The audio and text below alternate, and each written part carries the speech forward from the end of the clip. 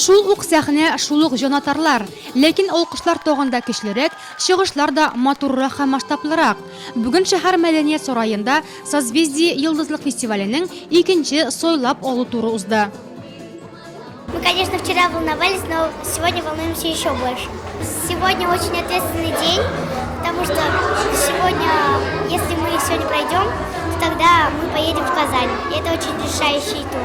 Этот конкурс обозначает для нас, что мы все сильнее и храбрее становимся.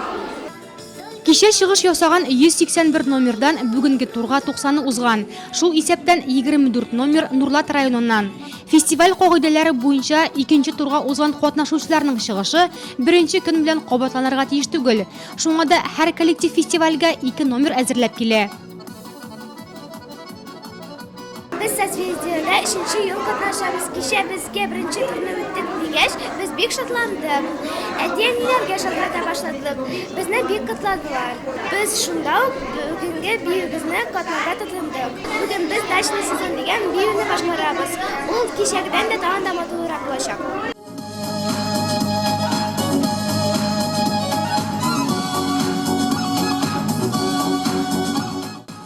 Эсперанца бию төркеме йолдызлык фестивалендә 5-нче тапкыр. Узган ел кызлар гала концертта чыгыш ясап, 2-нче урынга лаек булган иде. Быел кыш көне фестивальнең оештыручылары чакыру белән алар Сосновый Борга да барган. Быелгы чыгышлары да жюрине әсир итәрлек. Созвездие безнең өчен конкурс кына түгел, дуслар белән очрашу. Без күп еллар буе чыгыш ясап, үзебезгә дуслар таптык. Коллективлар безнең биюләрне карыйлар, без дә аларны шулай карыйбыз.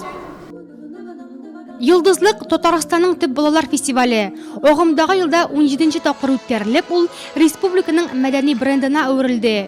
Әлеге уникаль яшьләр проектында ел саен 70 меңнән артык бала катнаша. Жюринең 50-ге аша узып, гала концертка шуларның нибары 30-га якыны гына үтәчәк.